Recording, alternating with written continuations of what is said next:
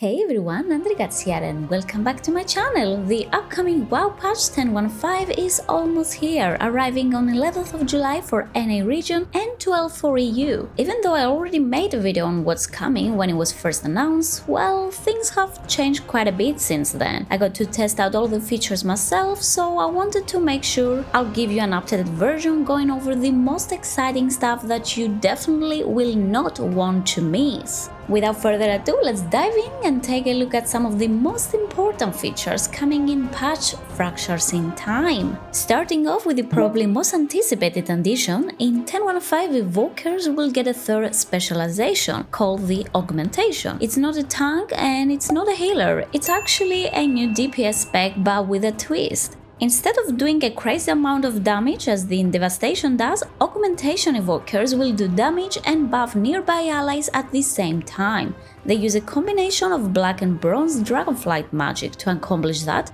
and mainly utilizing Ebonmite, a 30-second cooldown spell which increases the primary stat of 4 nearby allies. In fact, many of your DPS spells will extend the duration of Ebonmite, and this will be your primary goal. So for the very first time in WoW we are getting a supporting spec, and that will be very exciting to see and play. These spells look quite awesome, especially the new Empower spell Upheaval and Breath of Eons. In general, Augmentation offers a unique playstyle with all the buffs he brings, and that's on top of the already existing utilities from the general Evoker tree. But there are some concerns. The rotation is much the same as the other Evoker specs, building essences to empower spells using Living Flame and Azure Strike as a filler, with the exception that your major cooldowns will go into buffing other players instead of you. And that's where the problem lies. His DPS is lower than the Devastation, and as long as we don't have the combat log hooks so that add-ons and sites can effectively measure the performance, we don't really know how much value he brings to the group.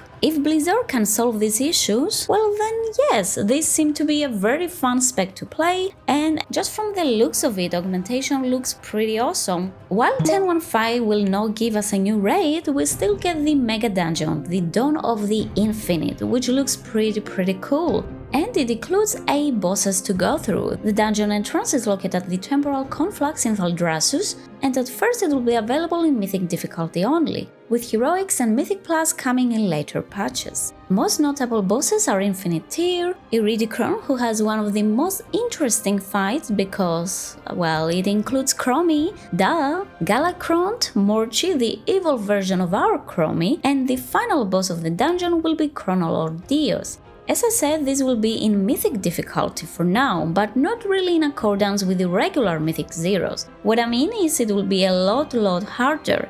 As indicated by a warning at the start of the dungeon, Dawn of the Infinite will be a whole new different experience. The bosses themselves have some rail-like mechanics, require movement as a group, long phases, and in general they need a good coordination amongst players. So definitely not your pack-friendly dungeon. Think of it as how 10-man raids were back in the day, like a small group progression content. Of course, that could definitely not be the case when it hits live servers, but this is how it is at the moment. PTR scales all players to 425 item level, and everything hurts a ton. But by the time 10.15 arrives, most players will be around 440-ish item level, and that could leave a bit of room to breathe. That being said, even with overgearing the content, if you don't do the mechanics correctly, you can easily wipe your entire group. It definitely feels like a challenging dungeon, which you can't really rattle through. But I saw a lot of hotfixes and nerfs to the current bosses, so I guess we'll see when it goes live. The look can be compared to High Mythic Plus and Heroic Aberus, which is really good. It drops at 437 item level, and you only need one aspect to fully upgrade it to 441. It also offers some divergent pieces of gear, including trinkets and weapons with some interesting special effects and brand new stats. We have Time Strike, Demon Bane, and even Spirit. Yeah, actually Spirit is making a comeback. If you also take a look at the final boss's loot table, you will see there's an extremely rare item, the Reins of the Quantum Corsair. This item, when used, can transform into any mount from the past, and from what we have seen so far, it seems that it can be any mount mount that you currently don't own. So if you are a collector, this opens up a new way of acquiring otherwise rare and annoying mounts to get. Aside from loot, there are also some new achievements to hand, such as killing all of the bosses before Season 3 that will get you the Infinite title.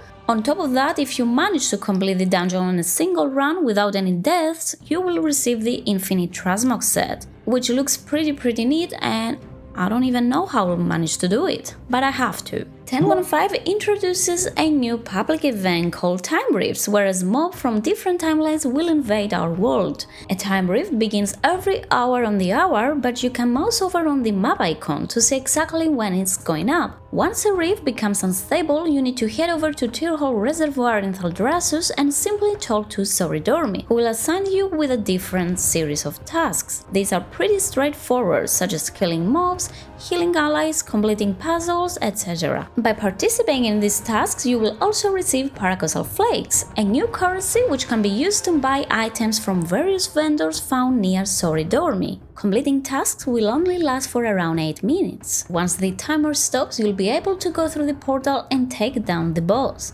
By killing the boss, you'll also complete the weekly quest and get a contained Paracausality, which contains flakes, amongst other useful items. You can use them to buy rewards such as mounts, pets, tabards, cosmetic armor, and weapon appearances. Some of these vendors also sell some very nice trinkets for your alts, and She Everbreeze sells some decent catch-up gear at 402 item level, which can be upgraded to 424. Each item requires one dilated time capsule, which is found inside the weekly reward. Assuming you can buy one piece per week, it does feel a bit slow. But don't forget that the final boss can also drop items from these vendors at a low chance. You can increase that chance by using an encapsulated time, an item which is found again from the weekly reward and from the Eon's Fringe Dailies. Since 10.15 is all about time shenanigans, we couldn't miss the opportunity to witness some of Azeroth's history stray from the path. And this is exactly what we'll do in Eon's Fringe. We will work together to correct the anomalies in the timelines and preserve the true future as we know it. These dailies can be found in the Everywhere Inn and are really fun to do. They take very little time and effort to complete them, and in the end you get some pretty neat rewards, including an encapsulated time. So if you want to grab all the possible rewards from the Time Rift event, I suggest making sure you complete all the dailies to maximize your chances. Speaking of events, in 10.15 we will also have dragon riding races outside of the Dragon Isles, and specifically in Kalimdor. That's right, the Kalimdor Cup will be available from August 15th until 28th, and during this period you'll be able to challenge 16 new races across Kalimdor in all their variations. That includes normal, advanced, and reverse mode. Completing races will earn you a new currency, the Riders of Azeroth badges, which can be exchanged for goodies from Mazda in Valdragen.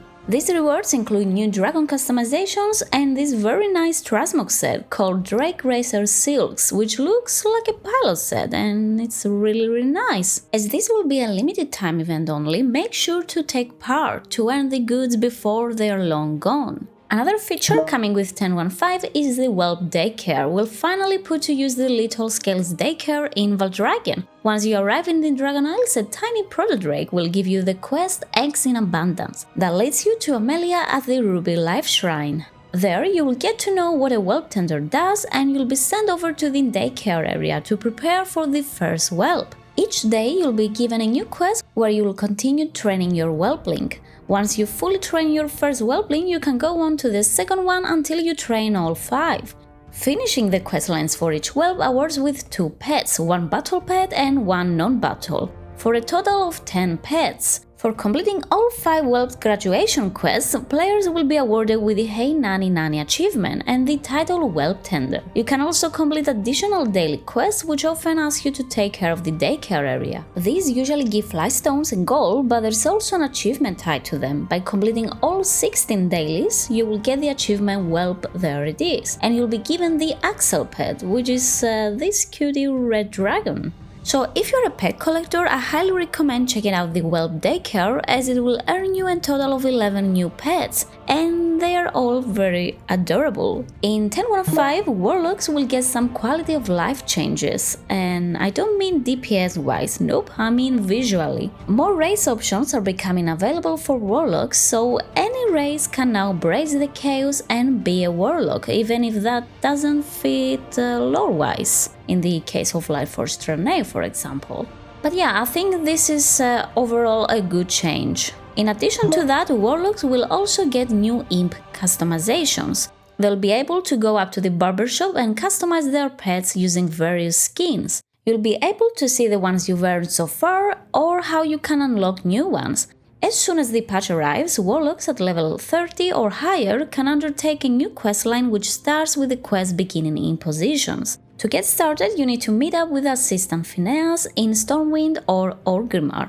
Completing this questline will provide new Imp Customizations, and it was actually quite a lot of fun to do. So if you're a Warlock, I think you should do it first thing in the patch. 10.1.5 brings along some really good improvements to leveling, such as the removal of most requirements for creating allied races. So yeah, there is no need to grind any reputation or complete any crazy achievements to unlock the allied races. And I truly believe this change is for the better. On top of that, another quality of life change is that the characters between level 10 and 60 that went idle for more than 60 days will receive a welcome back gift. Your eligible characters will have a gear update pop up at the character select screen, and you'll also be given the choice to clear out your quest log for a fresh start. Once you accept it and log in, you'll be teleported to your capital city and given a quest to visit Chromie. Most important of all, you'll be given appropriate gear for your level, new 22 slot bags, and your inventory will be cleared out. All the previous items you have will not be lost, but rather they'll be sent via mail to you. This is a really nice change for returning players or some of your alts that were left behind because, well, apparently you didn't have time. But now there are no more excuses. And before I head off, I want to quickly go over two minor features which undoubtedly are quite useful, and you shouldn't skip them. First one is the introduction of a new myth upgrade track. Items at item level 441 or 444 can be upgraded now all the way to 447 by using aspect fragments and flystones. This change is retroactive for all gear obtained in Season 2. Basically, any gear that was created at item level 441 or higher will now display its upgrade level along the myth track and can be further upgraded. The usual discount rules will apply here as well, as you know them. At long last, cross-realm trading is coming. That's right, players will now be able to freely trade items and gold directly to any characters of the same region. And yes, that includes different servers. Previously, this was limited to things like conjure items or eligible raid or dungeon loot. But all those cross-realm restrictions will now be lifted. A change no one really saw coming, but I think everyone is happy with it. I've clearly not covered all the minor updates here because, well, the video will be 1 hour, but you can check my previous video if you like to learn a bit more about small quality of life changes coming in 10.1.5. But for now, this is pretty much it. In short, the patch looks quite promising, with delivering a good chunk of improvements to the existing game and adding some new content along the way that will keep us engaged. Probably, until the next major patch. There is a new spec to try out, a new mega dungeon to go through, which looks pretty challenging, and there are a bunch of new collectibles, including mounts, transmogs, pets, achievements that will keep us going.